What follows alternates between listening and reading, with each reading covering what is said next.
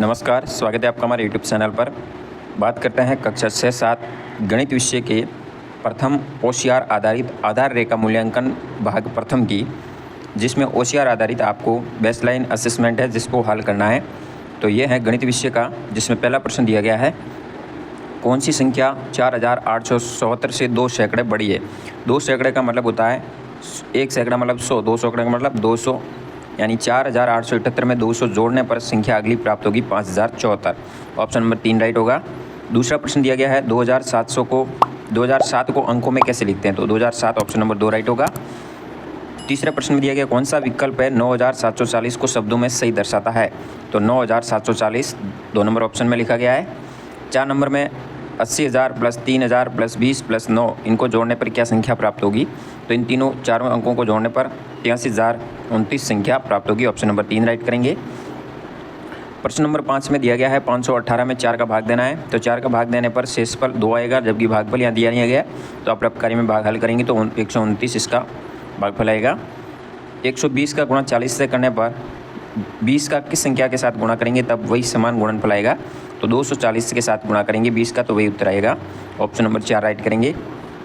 7वें प्रश्न में निम्नलिखित में से कौन सा विकल्प नीचे दी गई संख्या रेखा पर बिंदु P का मान हो सकता है।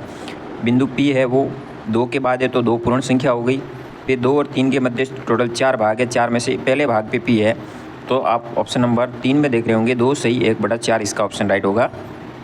747 में 4 का भाग देने पर भागफल 186 आएगा और शेषफल 3 होगा, ऑप्शन नंबर 3 राइट होगा। 9वें प्रश्न में निम्न में से सबसे बड़ी भिन्न कौन सी है, तो सबसे बड़ी 6/6 यानी 1 बड़ी है सबसे, जबकि 6 में से 2 भाग है, या 6 में से 3 है, या 6 में से 4 है, तो यहाँ 6 में से 6 किससे भाग दिए गए हैं, तो सबसे बड़ी 6/6 होगी। निम्न में से सबसे छोटी, यहाँ 5 में से 4 भाग है, या 3 है, या 2 है, तो सबसे छोटा 1 भाग दिया गया 5 में से, तो 1/5 सबसे छोटी होगी। निम्न में से शून्य कोने और शून्य किनारे वाली आकृति कौन सी है, तो ये होगी वर्ताकार आकृति, अंडाकार आकृति एक दी गई है 2 नंबर ऑप्शन में, तो ये होगी जिसका शून्य किनारे और शून्य कोने दिए गए हैं।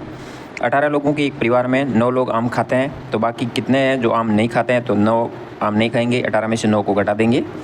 सोनू 11 डिब्बों में 212 चूड़ियाँ रखना चाहता है, अगर एक हर डिब्बे में बराबर चूड़ी रखता है तो कितनी चूड़ियाँ डिब्बों के बारे बच जाएगी, यानी 11 का 212 में भाग देने पर 3 शेषफल रहता है, तो 3 चूड़ियाँ शेष रह जाएगी। रवि के पास 5,000 रुपये थे, रवि ने बाजार से 1,760 रुपये के कपड़े, 1,260 रुपये का किराना का सामान और 1,330 रुपये की पुस्तकें खरीदी, तो रवि के पास कितने रुपये शेष रहे। तीनों रुपयों को जैसे 1,760, 1,260 और 1,330 को जोड़ेंगे और 5,000 में से घटा देंगे, पीछे रहेंगे 650 रुपये शेष रहे। फिर आता है 15वां सवाल। सना के पास 1,000 रुपये हैं, वो 2 किताबें खरीदती है, प्रत्येक किताब की कीमत 125 है और 450 रुपये अपने पिता के लिए कमीज़ खरीद दी है, यानी 2 किताबों के 125 के हिसाब से 250 रुपये किताबों के हो गए, 450 ये यानी 500 और 200 यानी 700 रुपये हो गए। 1000 में से 700 घटाएंगे, पीछे रहेंगे 300 रुपये, तो 300 रुपये उसके पास में शेष रहेंगे ये तीनों चीज़ें खरीदने के बाद।